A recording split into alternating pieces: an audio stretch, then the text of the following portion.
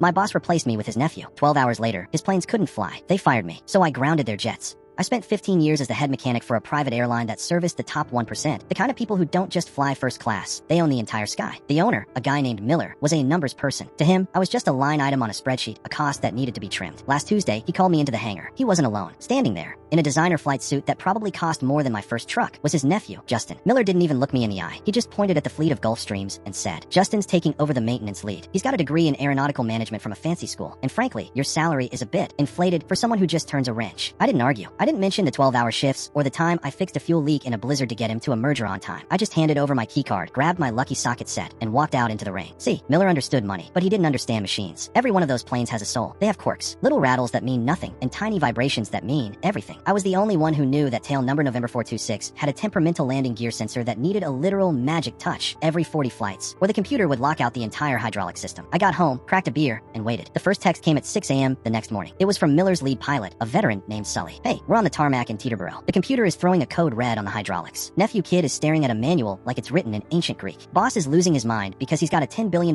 closing in Chicago. Help." I typed back, "Sorry, Sully. I'm just a guy who turns a wrench. Maybe the degree can fix it." 10 minutes later, my phone started vibrating so hard it nearly danced off the table. It was Miller. I let it go to voicemail. The next one was a text. $30,000. That was the offer just to show up for an hour. I didn't reply. By noon, the news was hitting the industry circles. Miller's cost-saving move had grounded his entire fleet. Because Justin, in his infinite wisdom, tried to update the maintenance software and accidentally triggered a security lockout that only a physical master override could fix. And guess who had the only custom-built override tool for those specific aging models? Me. I'd built it myself years ago when the manufacturer stopped supporting the hardware. It wasn't in any manual. It wasn't in the company inventory. It was in my garage, right next to my lawnmower. At 2 p.m., a black SUV pulled into my driveway. Miller stepped out, looking like he'd aged a decade. He wasn't barking orders anymore. He looked small. "Please," he said, his voice cracking. "The Chicago deal is falling apart. The board is talking about a vote of no confidence. I'll give you whatever you want. A partnership, a 5-year contract. Just open the planes." I took a slow sip of my coffee, leaning against my porch railing. "You know, Miller, you were right. My salary was inflated for someone who just turns a wrench. So, I'm not a mechanic anymore." His face went pale. "What do you mean?" "I started my own consulting firm this morning," I said, smiling. "And my first client is your biggest rival. They don't care about my inflated salary. They care that their planes actually fly." I walked back inside and closed the door. Last I heard, Miller had to charter a flight from a budget airline to make his meeting. He missed the closing. The nephew? He's back in school, probably learning that a degree tells you how a plane should work, but respect tells you how it actually does. Me? I'm doing just fine. It turns out, when you're the only one with the key to the kingdom, you don't need to beg for a seat at the table. You own the building. Would you have helped him or walked away? Yes/no.